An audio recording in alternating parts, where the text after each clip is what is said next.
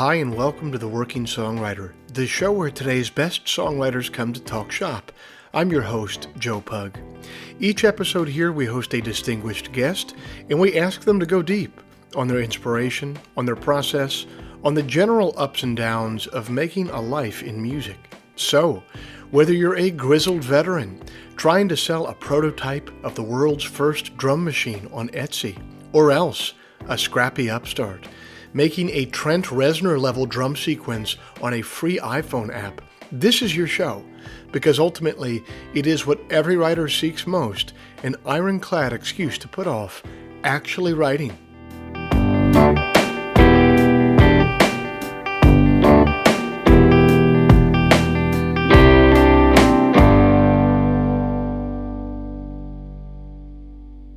Hey everybody, it's the second Friday of November 2022.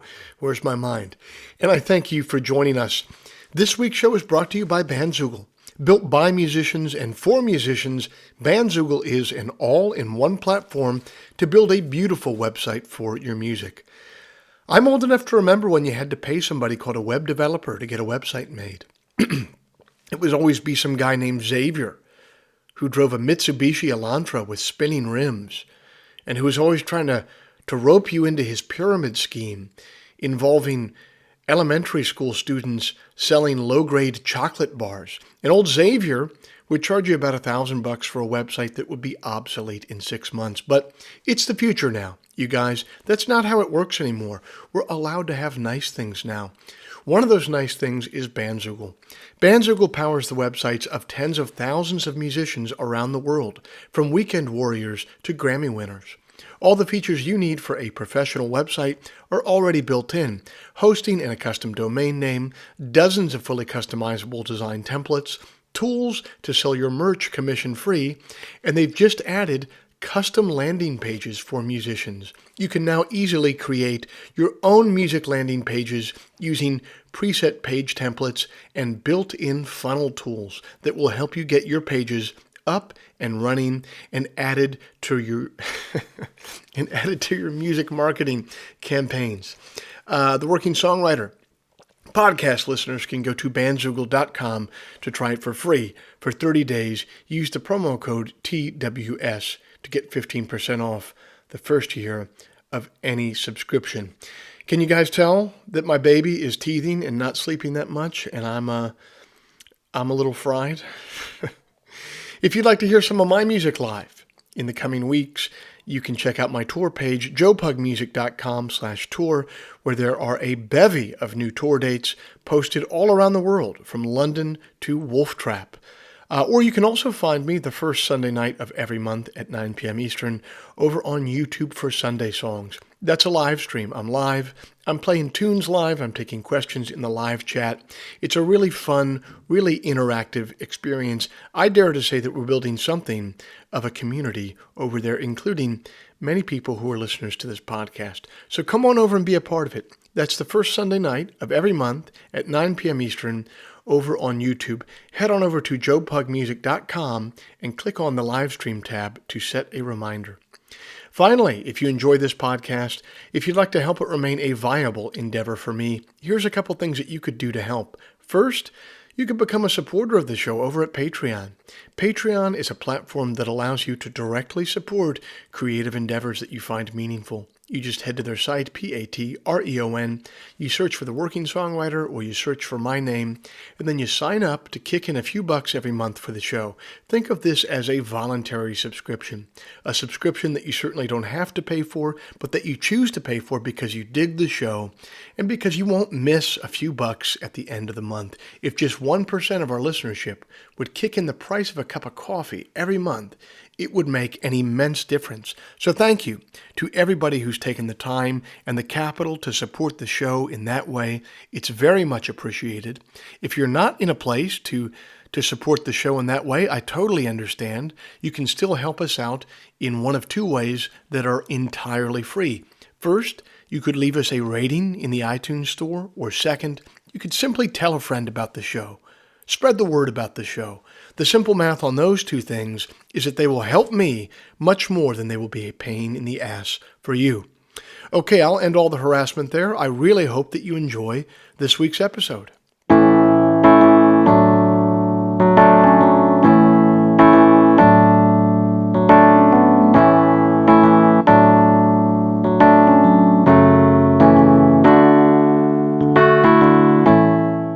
Our guest this week is one half of a musical project that works in a genre that is a first for our podcast, synthwave. Tyler Lyle honed his craft as a songwriter for years before partnering with producer Tim McEwen and forming The Midnight. Their first release, Days of Thunder, was a surprise indie music smash and led to further collaboration.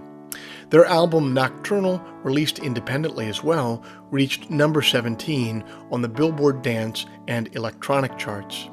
Their retro synth sound and razor-sharp storytelling lyrics have garnered tens of millions of Spotify plays. The UK's Express calls them a powerful display of talent. I got a chance to catch up with Tyler on the phone a few weeks ago to hear about his musical journey so far.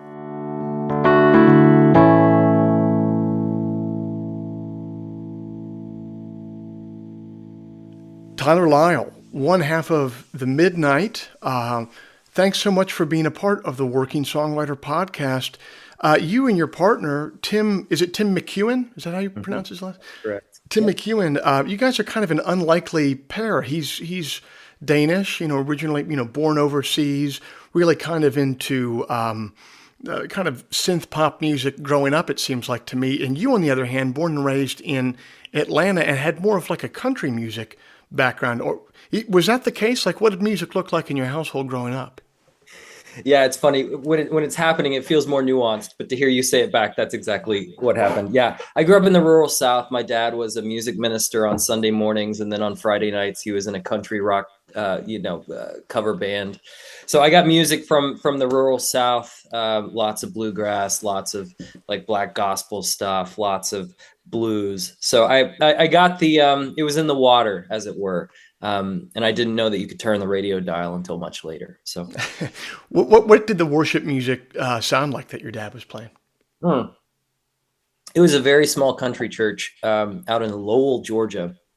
Had about 80 people or so. So this was a traditional Methodist church, lots of hymns, accompaniment on piano, and a 12-person choir that my dad was the choir director as well. And I sometimes sang in as a young kid. But yeah, I transitioned, right? There was a bigger church in the area called Tabernacle Baptist Church. And I transitioned to, worship leader there when I was like 14 or so. And that was a much different kind of musical experience. But yeah, originally it was just old hymns. Well, so when you say worship leader at 14 years old, does that translate into kind of band director or music director at that age? Or was it more like focused on the liturgical aspect of it? No, it was more band. Yeah, I that was kind of how I cut my teeth in music, was really 14, 15 through 17, 18 was singing and playing acoustic guitar in a kind of like worship band setting in my little small town in Georgia. Well, you must have been you must have had a real knack for it, though, for them to, either that or they were desperate to ask a 14-year-old. Maybe a little bit of both. But really, you must have really demonstrated some understanding that was beyond just, hey, I'm a little kid that can kind of strum guitar and sing. Like, you must have demonstrated some understanding of how music fit together for them to entrust you with that role. That's an interesting observation I haven't thought much of. Mostly, I would say it was a small community filled with very nice old ladies that would encourage you whether you actually did a good job or not. And I think that was maybe the secret sauce the first few years when, you're not objectively good in anybody's estimation, but they still put you on stage and listen to you sing. That's a funny realization to have sometimes, isn't it? Like, if you had, because I had adults like that in my life to a certain degree, and you realize that what you were being praised for to a certain degree, like years before, was not legitimately praiseworthy, but it got you to a point eventually where you were doing stuff that was legitimately praiseworthy. So it's kind of like a fake it till you make it type of deal. Well, it also, as an adult, you kind of realize what a beautiful, loving foundation you had in that kind of community. Them, encouraging you wasn't wasn't their music criticism. It was them essentially welcoming you and investing in you as a part of the community, which, now as an adult with, having grown up and left the deep South, I have mixed feelings, but, that was something that always, felt like a nurturing, good place to come from. Yeah. Now, was this music that you were playing inspiring and beautiful to you, or would it feel more of like a chore because it's like, it's my dad's thing, man. I Mm. want to do something else. Like, were you getting something from it on a personal level? I don't know if I knew enough to think about it in those terms. I was, in a sense, rebelling from my father's music because when I was 14 or 15, I, went to the big Baptist church with the budget for the youth band and the youth choir and that sort of thing. So I was playing rock and roll there, whereas my dad's church was more traditional. Oh, okay. So this was the rebellion there. Well, that's Yeah, pretty rad. Was your dad supportive? yeah, absolutely, still is. Oh, that's rad. That's right. So when did music begin to look like something for you beyond just like, hey, when I was in high school, I got involved with the church and we put some things together. Like, when did music start to look like something that could be more significant than that, maybe a career for you? Yeah. I was in college. I went to Georgia State University, studied philosophy. So the religious thing, sort of shifted again into another different kind of rebellion. But I was writing songs in college. I had a few friends who were musicians as well, and they would invite me to open for them on small runs, things like that. So I was playing live music from about 2005, 2006. So I would have been, yeah, gosh, about 18 or 19 at that point. And moved to Europe. I figured out a way to squeeze an extra semester out of my student loan money, and I moved to Paris. And I was Oh, playing 2 or 3 open mic nights a week in kind of these American or English speaking pubs in Paris. So that was kind of the initial thing. And then once I got back to America, I made a record. So that was 2008, 2009. that's heady stuff to be living in Paris at, 18, 19, 20 years old. Was that daunting or scary for you at all? Gosh, ignorance is bliss. Yeah. I had no money. I was, had nothing to do. It was the most magical time. I subsisted on cheap alcohol that I found at the discount Yeah. supermarket in the street. So, no, I was out every night meeting the most interesting people. I was, in Henry Miller's words, the richest man alive. So, Yeah. no, it wasn't scary. It was beautiful, especially having come from a kind of sheltered, very rural, deep South, evangelical kind of upbringing. Yeah. So what were you learning about life at that point? Like what were some pretty formative experiences that you had there that made you see life in a different way than you had before? Oh man.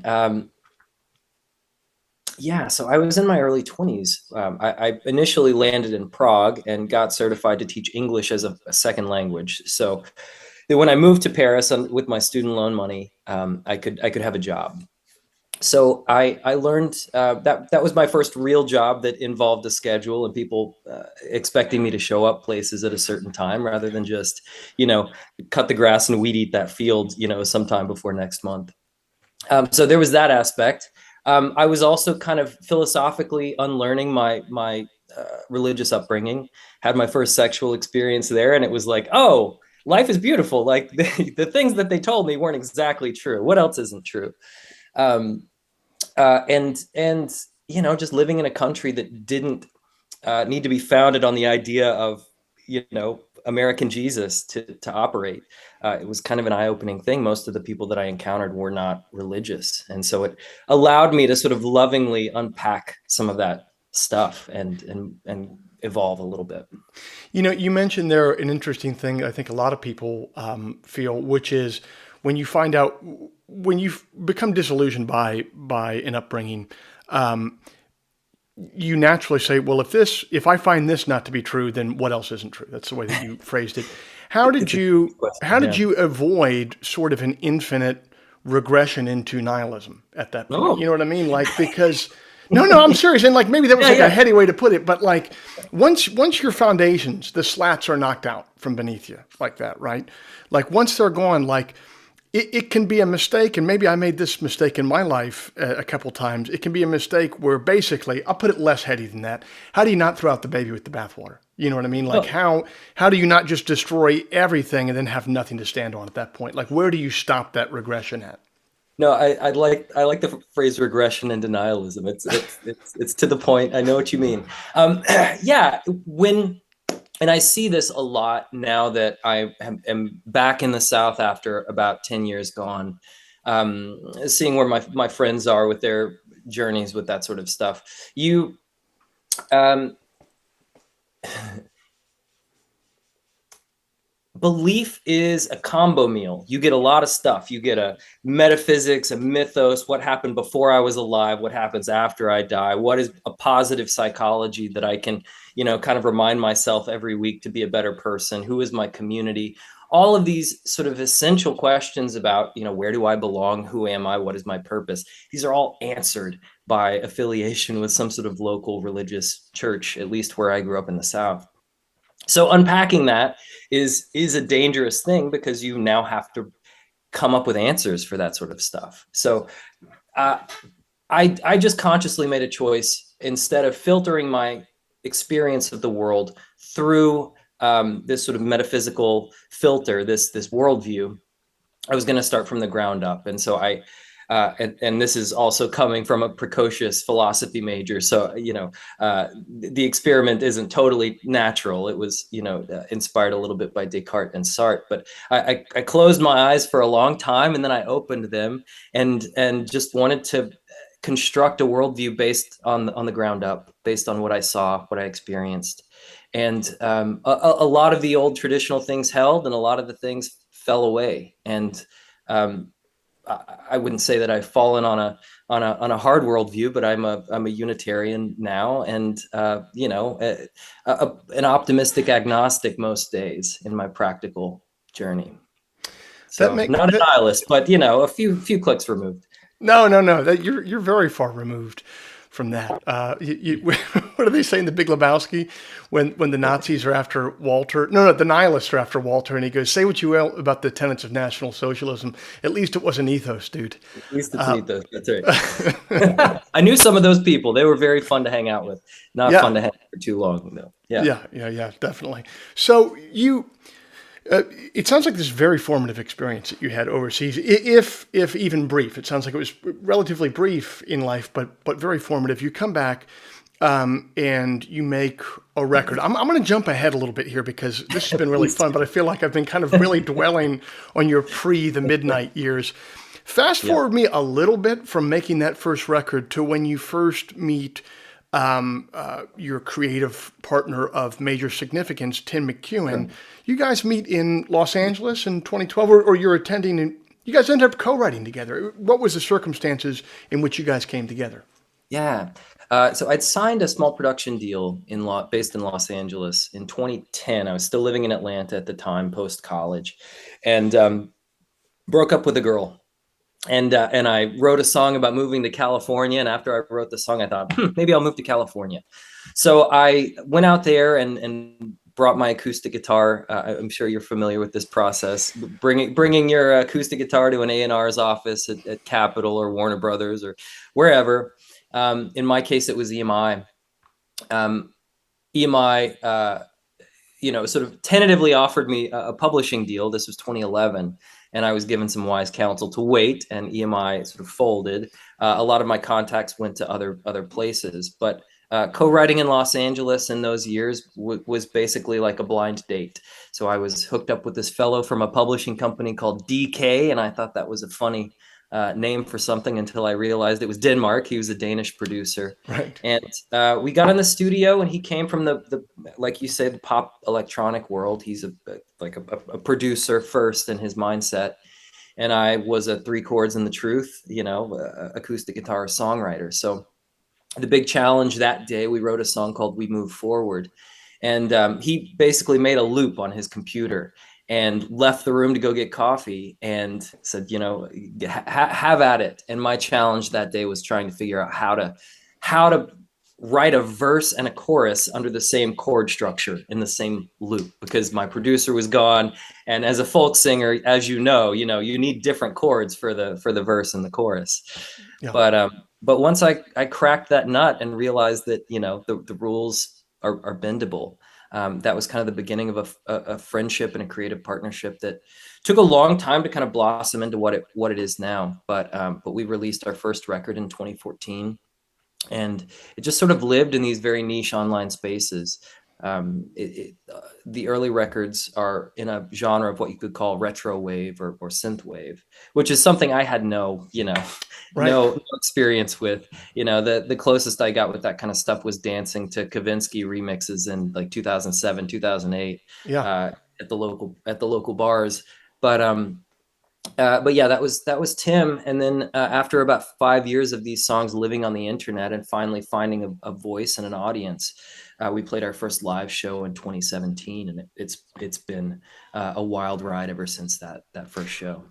It's a very I enjoy the music very much, Tyler. Like I Mm. really like it a lot, and I think it's very unique. I'm starting to understand why I like it when you kind of describe because it has like this. I've never been able to access kind of synth music because it's just not my. I'm a singer songwriter guy. I'm like a words guy, so I've Totally. never been able to access it. But then I listen to your stuff, and I'm being taken on.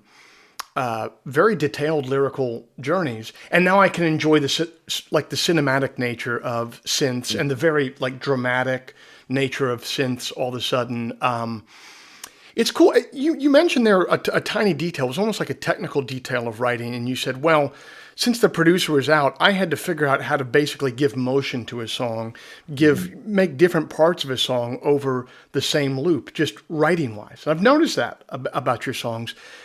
How did you make that change? Like, what was the technical change in writing that you had to learn how to do to make that have a journey like that? Yeah. So I obviously come from the deep South. My father is a kind of a Nashville style songwriter. I grew up listening to that kind of narrative based song structure. And in LA, when I was doing the co-write thing, I was the Nashville guy. So anybody from Nashville was, I had a session with them. And with Tim, with this, unique partnership, it was an opportunity really to approach songwriting in a different way. Some of the narrative elements have come back, as as we put out more records. But I was reading a lot of Ezra Pound and T.S. Eliot at the time, and I wondered to myself what it would be like if, and this is just kind of in the first two records, if I just wrote the scenery, if I didn't tell the story, if I just wrote the images around the scene, if I showed rather than told.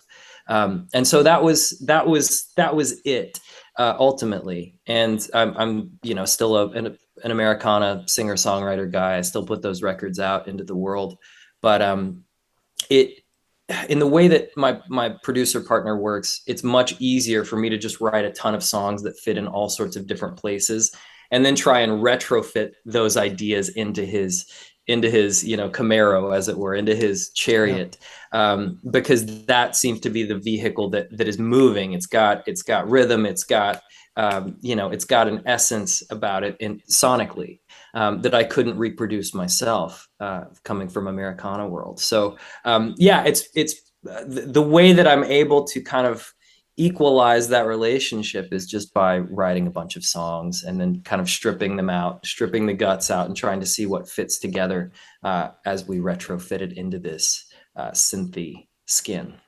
That there must have been a moment for you writing together early on where I mean, it just seems like you do all this work as a songwriter. It's very detailed and difficult work often to write lyrics, but it must have felt like at a certain point, like just being doing all that work and then just being shot with a catapult, like someone else was finishing this last part of it for you in a way that really added Mm. not just another dimension. That's not it, but just like really. Okay, Joe, figure out the question that you're asking here. The question No, that no, I'm you're asking great. is I'm tracking. when did you realize that this was going to be something that was more than the sum of its parts? I guess is what I'm trying to ask. Yeah, I treated it just as another co-write project. And there are a lot of people that I love just writing songs with. And so that was initially what it was for me. We had the initial record out, Days of Thunder. And then the day that Endless Summer came out, which was the first full-length record, I'm sitting there, looking at Bandcamp every couple of hours. I went and saw oh gosh, I think the theater is called Syndicated in Bushwick. I saw Cool Runnings with my friends, and I checked the total at the beginning of the movie, and then I checked what was going on after the movie, and I thought, we have a career now. After, this is after about 10 years of I call it the Sadness and Deprivation tour, and my hatchback playing the coffee shop scene. That was the first moment that it was like, okay, we're going to put some more energy into this synthwave thing. Yes. Oh man, that had to feel good. That had to feel some level of vindicating there. Yeah, yes, but like you say, it's not totally my creation. There's a whole body, a whole chassis that is being created by somebody else, and it was very gratifying initially, and I'm even more grateful for it now, that the Midnight is not, Tyler Lyle and the Midnight, or Tim McEwen.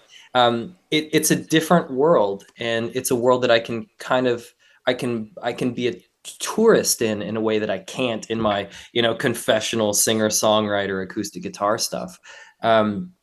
And that felt freeing after having again been in that world for such a long time, trying to make it, trying to break that ceiling. And as a dude with an acoustic guitar, just as Joe, and I'm a big fan of your work. I've been listening to you since your first came out. It's a hard ceiling to break through. It really is, but it's cool that you guys found one another, because it's such a complimentary. I don't know. I'm sure you have. Have you ever kind of tried to plink around yourself? Like I would listen to synth stuff sometimes. Maybe, like I said, not like actual dance music or pop music, but synth being on more singer-songwriter stuff. And I think to myself, well, I can do that shit. That's not a problem at all. And you start plinking away on your computer, and you're like, actually, this is Greek to me. I can't do this at all. And it really makes you appreciate what your partner Tim is doing in the same mode, though. And this is what's really funny to me. Lyrics has never been a problem for me. Mm-hmm. Sounds like similar deal for you. And it's complete to these guys and to these gals who are really handy in the producer's chair. It's Greek to them, writing the lyrics, which I can't understand. I'm like, dude, it's no problem. Just write about the car going that way, and it's all good. And the girl leaves, and you'll be good to go. But it's really... It's a wonderful thing that you found such complementary skill sets with a creative partner. It's funny now that, Three Chords and the Truth has carried me to finally a working project in this industry. I'm taking a lot of production courses and really trying to backfill some of the education that I neglected in my 20s and early 30s.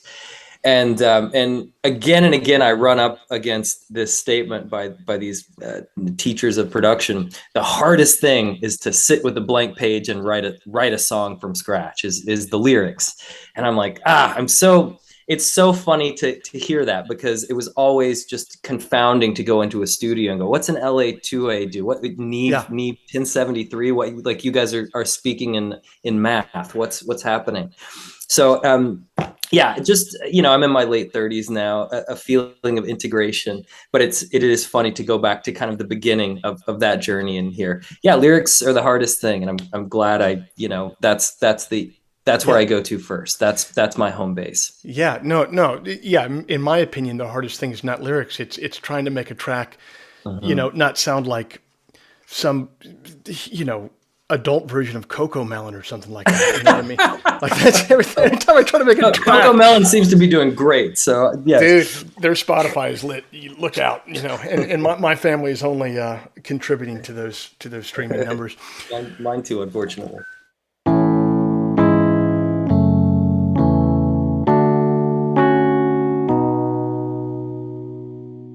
Are you stuck in a rut? Are you tired of listening to that Jimmy Buffett 20th Century Masters CD over and over again and need some new music? Are you sick of making hamburger helper beef stroganoff for dinner every night and you want something new to cook? What you are looking for, my friends, is the Enthusiast Digest.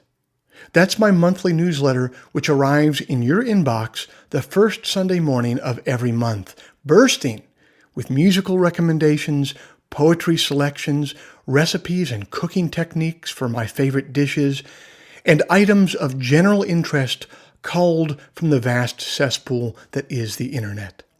The Enthusiast Digest is free to subscribe to. If you dig the poetry that you hear on this show and the artists that you're hearing from, you'll dig the newsletter because I approach it with the exact same sensibility of curation. Go to joepugmusic.com/newsletter today to sign up for free. That is joepugmusic.com/newsletter. It takes approximately 15 seconds to sign up for a free newsletter that will enrich the first Sunday of your month with a veritable cornucopia of new and delightful recommendations. That's the Enthusiast Digest, the first Sunday of every month. Sign up for free at joepugmusic.com/newsletter.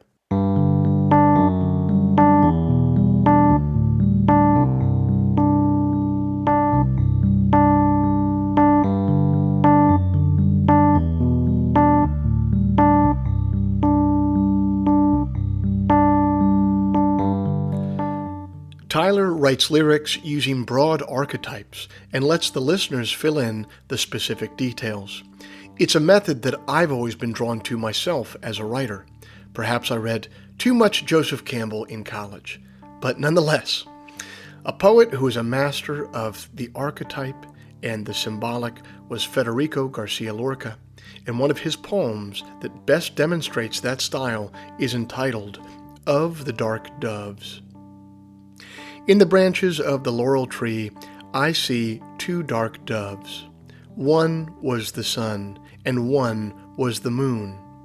Little neighbors, I said, where is my grave? In my tail, said the sun. On my throat, said the moon. And I, who was walking with the land around my waist, saw two snow eagles and a naked girl. One was the other, and the girl was none. Little eagles, I said, where is my grave? In my tail, said the sun. On my throat, said the moon. In the branches of the laurel tree, I saw two naked doves. One was the other, and both were none.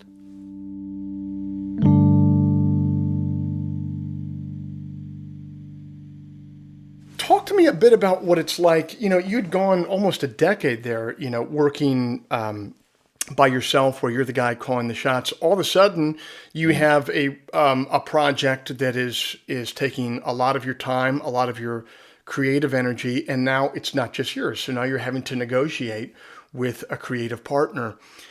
Is negotiating with a creative partner something that came easy to you, or was it something that you've had to learn over the last 5, 6, 7 years? I guess it's less negotiating with a creative partner and negotiating with my creative partner. Um, Tim is a very he's very brilliant, and I think the reason why we work well together is we come from very different worlds. Um, like I say, I have to get my world to fit into his world. I've sent him tracks and said, "Hey, let's make this a midnight song," and he doesn't quite know how to begin that. It's conceptually he's in his own world. So I have to do a little bit of bending to him to get these things rolling. And that's definitely been an education. Yeah, but beyond that, it's not so different. I've worked on lots of different projects with other artists, and you find your own flow, and as long as you're able to communicate, these things work themselves out. But really, kind of the humbling that it's not my name on the banner, that it is the midnight and we are in service to this idea. Tim and I often joke that the audience is the third member of the midnight, and I feel like I've written enough confessional songs for a lifetime. I feel like I've gotten those heart confessions out, and am happy to kind of write in this archetypal world, in service of the fans, and in service of this kind of creative question of, what is nostalgia, and how can I do that in a painting a picture rather than telling a story. So when you sit down to write a midnight song rather than say like a Tyler Lyle song, that's a distinct difference in your mind as you sit down to write because you feel like you're entering a world where you're painting with different colors lyrically? I will take little nuggets from my own world and start the song there, but often it's the 1.5 rather than the 1.0 that becomes the midnight. It's kind of in the editing at the very early stages that pushes it that way. So maybe the first verse is from my Evernote app and my acoustic guitar, but Mhm. everything else comes into this world of wanting to tell an overarching story, or at least that's been the experience for the last three records. That's interesting. And it sounds like you are consciously aware as you write that you are trying to put it into, um, to the degree that it is, to the degree that it happens in time and space, you are trying to write it in a retro area to a certain degree with references like that, or no? Yeah, I mean, I view Carl Jung and depth psychology has been an incredible inspiration for this kind of era of my career.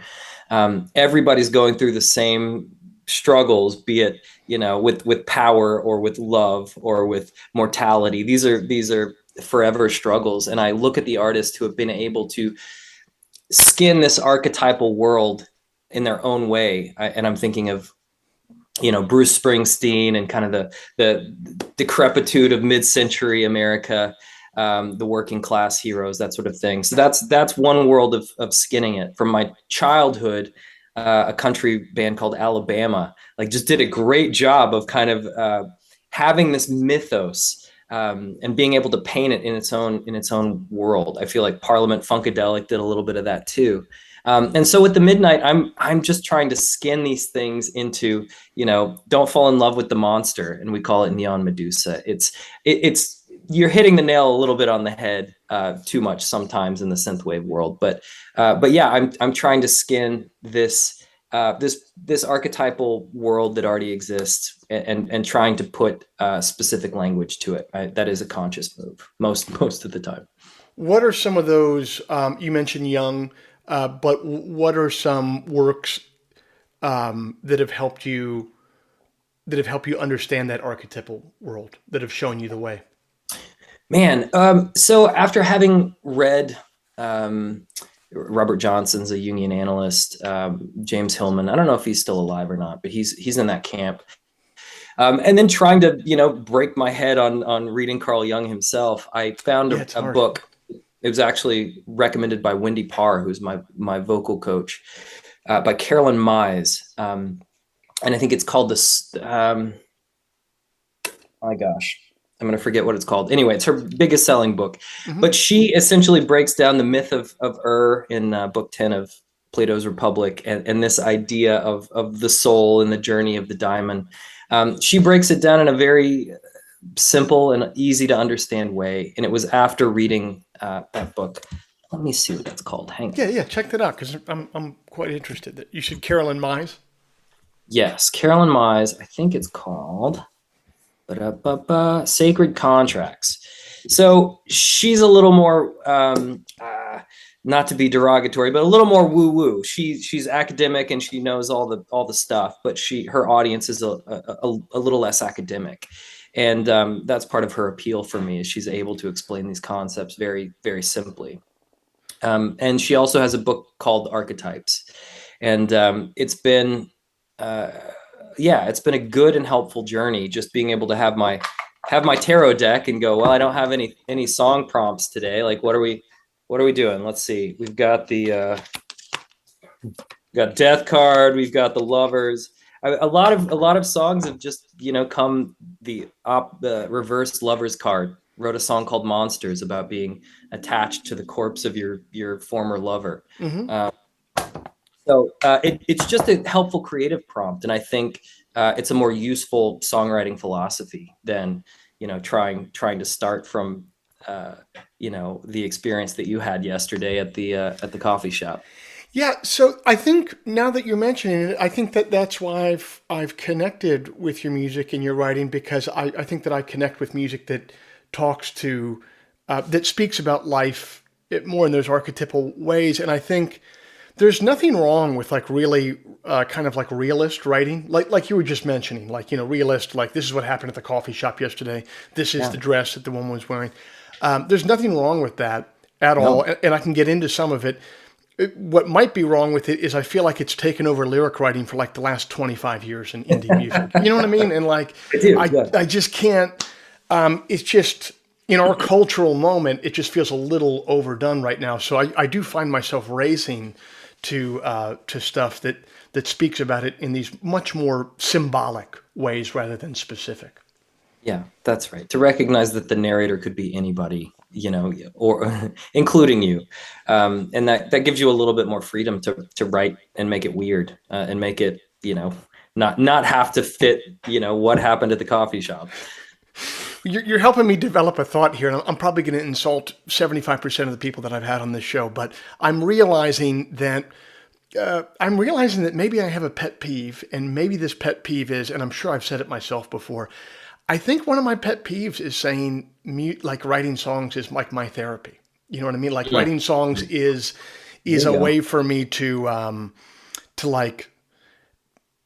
like just kind of like this therapeutic sense rather than like this storytelling sense. And again, I'm sure you can go back in time and find an interview where I say writing songs is my therapy, but that's kind of become a meme. And I feel like people just say that to say it. And I don't like that. I think I like more of what you're talking about there of looking for like these huge symbols and trying to put them together in a beautiful way that touches people's hearts. It's not an either or, but I was given the opportunity to change gears about midway, about 7 or 8 years into my professional songwriting career. And I thought, well, why not become artificial? Why not, take something that's depersonalized and write a song that's archetypical rather than, heartwarming or based on, I don't know. I still write for therapy, but as I get older, I need it less, and music has become a craft, and that has its own sort of interesting levers that I'm fascinated to learn. But you used the word there to describe this new writing style, like this more symbolic writing style, as like you used the word artificial. And I don't know that that's quite right because people really aren't, the music that you're writing now with this project touches a lot of people. And you can't fake that. People really aren't touched in their hearts by something that's artificial. Like, so it might be a little bit more impersonal, but it doesn't strike me as artificial. You have to be touching something real for people to respond to it in that way. Well, I mean, you're touching on the paradox of the symbolic nature, and that's that it is depersonalized.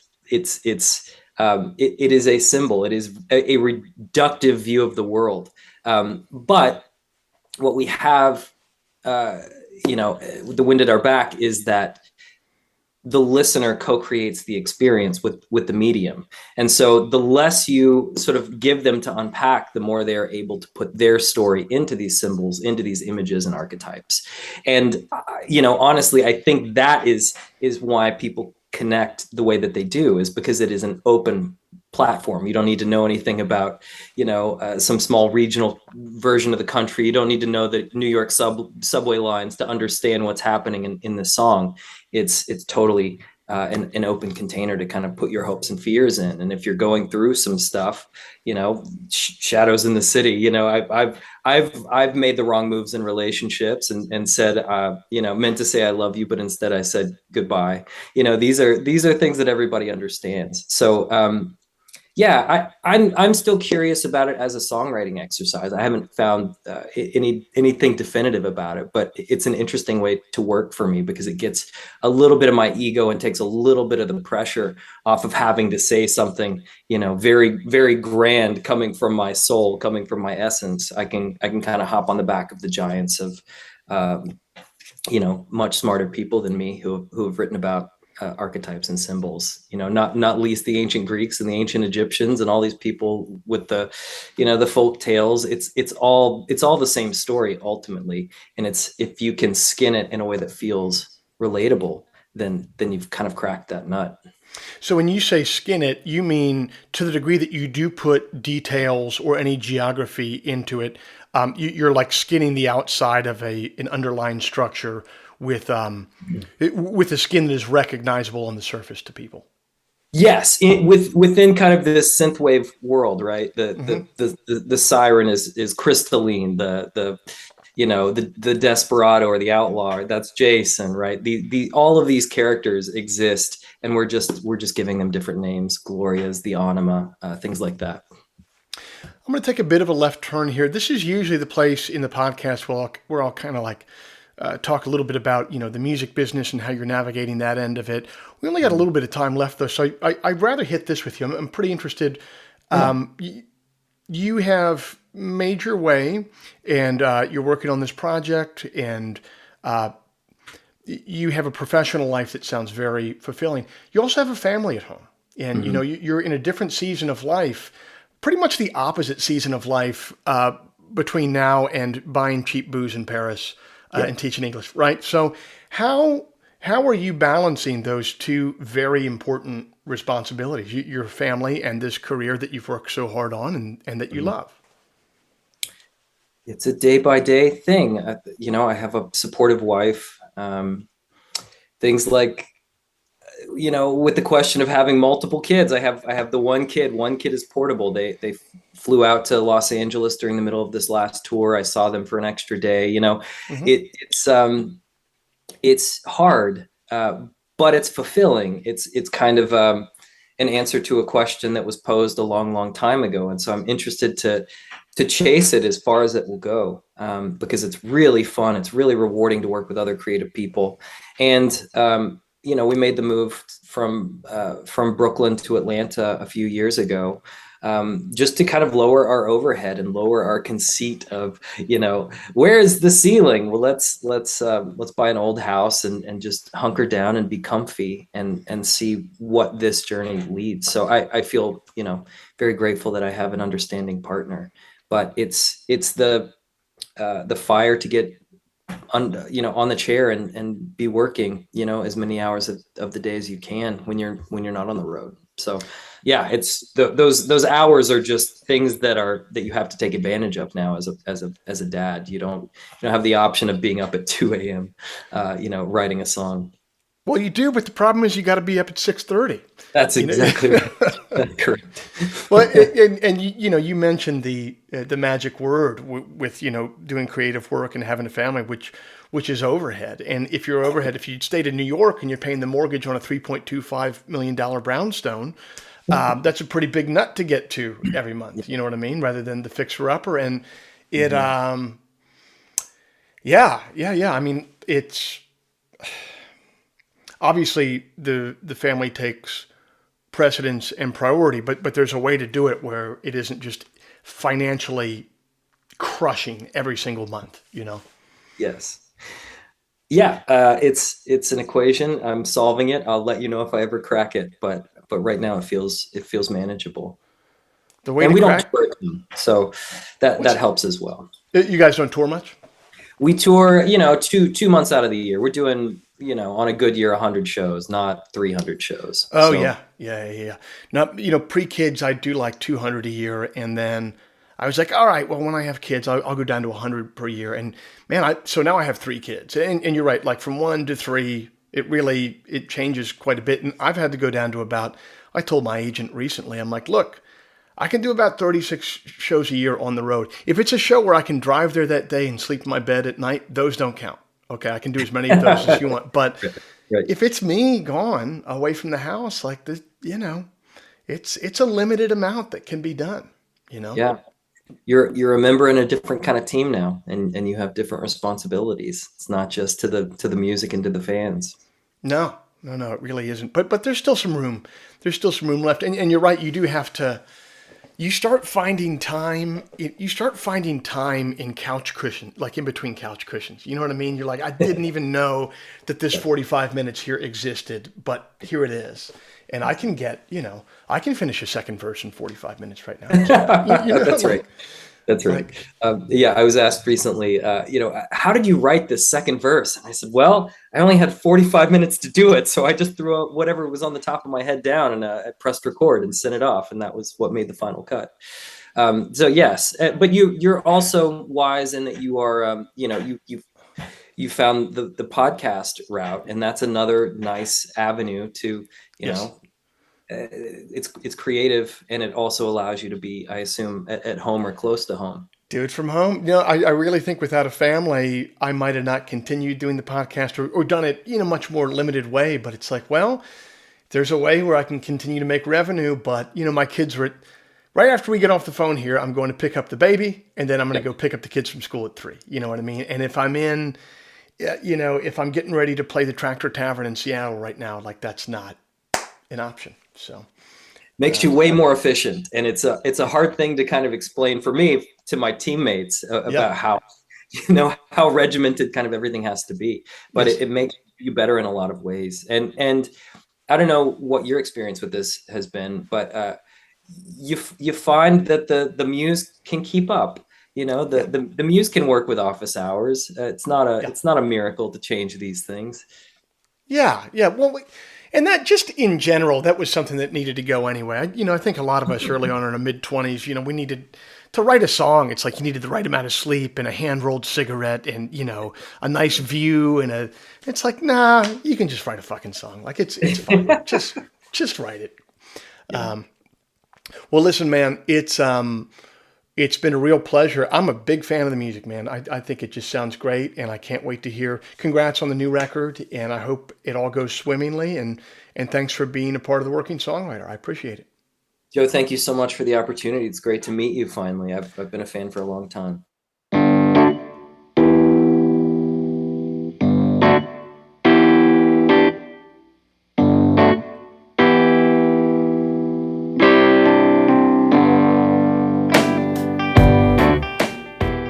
This week's show is brought to you by Bandzoogle. Built by musicians and for musicians, Bandzoogle is an all-in-one platform to build a beautiful website for your music.